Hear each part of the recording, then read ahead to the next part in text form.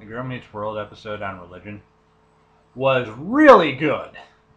Hello, Catholiccontriversy here, and if you don't know by now, the series Girl Meets World is great. It follows Riley Matthews, daughter of Corey and Topanga Matthews from the series Boy Meets World, and it tackles real issues in a fun way to get its message across.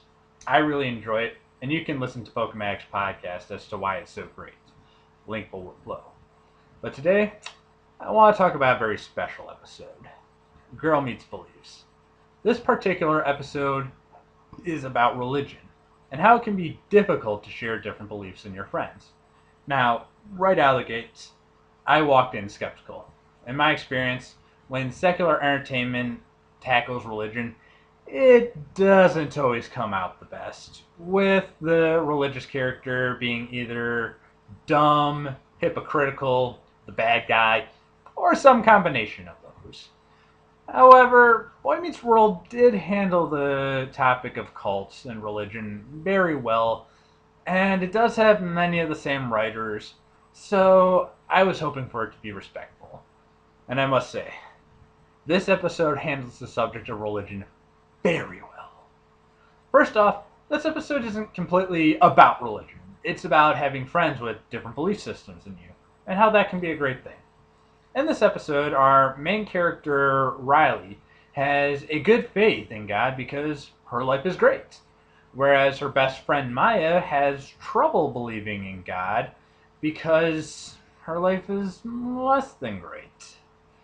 Similarly, their friend Farkle is an atheist because he is a man of science and can only believe what he can see, whereas their friend Lucas has a belief in God because he believes that there are things that science just can't easily explain.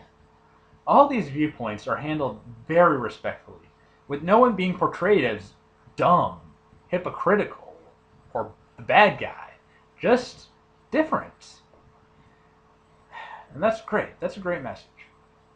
But what I want to talk about is the conflict and resolution in this episode. So, after explaining the characters' beliefs, Riley and Maya are assigned to do a project on Thomas Jefferson, and Farkle and Lucas are assigned to do a project on Joan of Arc. Riley has trouble with Maya now that she knows that Maya doesn't really believe in anything and holds the agnostic viewpoints of she can't really know if there really is a God. And if you're new to the series, Riley kind of has a tendency to be right on subjects, and therefore has trouble with her best friend not believing what she believes. Lucas and Farkle, on the other hand, argue over the validity of Joan of Arc's visions, with Lucas believing that she did hear the voice of God, and Farkle believing that she was just hallucinating. This causes tensions in their groups, and they decide to switch partners to be with people that share their viewpoints. So Riley and Lucas pair up, and Maya and Farkle pairs up, essentially trying to cut the difference peoples out of their lives. However, they soon realize that they miss their friends and still want to be friends, but maybe not group partners. So they switch again, with Riley and Farkle pairing up and Lucas and Maya pairing up. Now, this is what brings us to the big parts. The reasons that I want to make this video.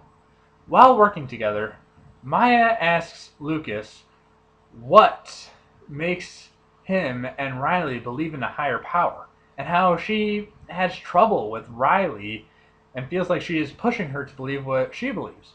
Lucas reassures her that it's all right, and to not expect something big and loud like in biblical stories, but to instead see what comes in the quiet, because what he believes comes to him when it's quiet. That right there is a great message for people who are more agnostic like Maya. It's not that they just plain don't believe, it's just that they have a hard time believing. The message there is to not expect the loud displays of God, but look into the quieter things. Honestly, that's where I find God the most as well. When it's quiet and I'm just able to be one with the higher powers that be. When I pray, I try to find a quiet place. I say what I want to say, and then I just listen to the calm. That's a great message for anyone who is struggling in faith. Many evangelizers are loud and they speak of loud ways to reach God and be with God. But that's not how everyone can find God. Sometimes you just need the quiet. But this is also a great message for the evangelizers as well. Riley is a bit of a loud evangelizer, trying to get Maya to believe what she believes. However, that's part of what's making it hard for Maya to believe in God.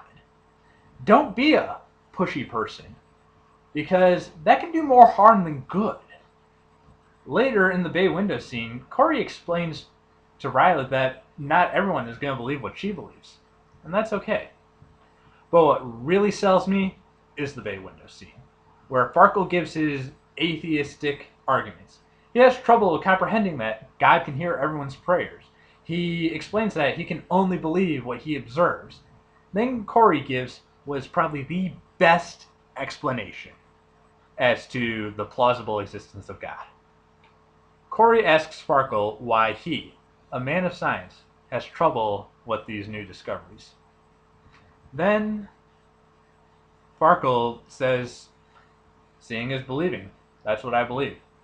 Corey then asks him, "What's outside that window?" And Farkle gives a long list of things that he can see, including apartment buildings. Corey then asks him, "What's inside the apartment buildings?"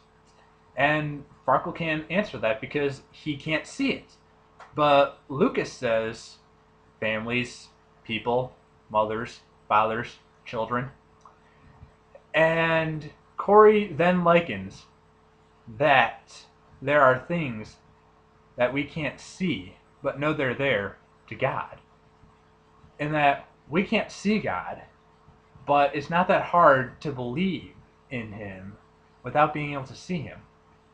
That's probably the best explanation as to how God can exist without being able to see him that I've ever heard.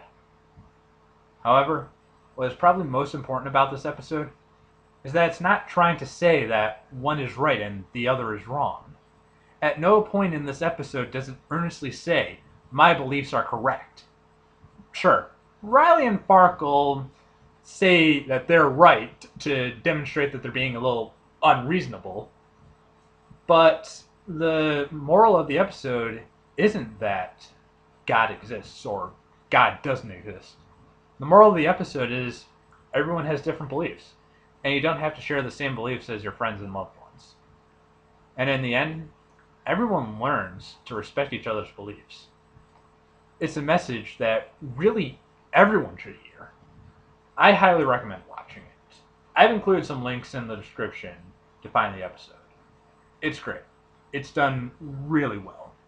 Like, I've seen faith-based media not explain these concepts so well. This is not only great for kids, but also great for adults. Well, this has been Catholic Controversy, signing off, and may God bless you.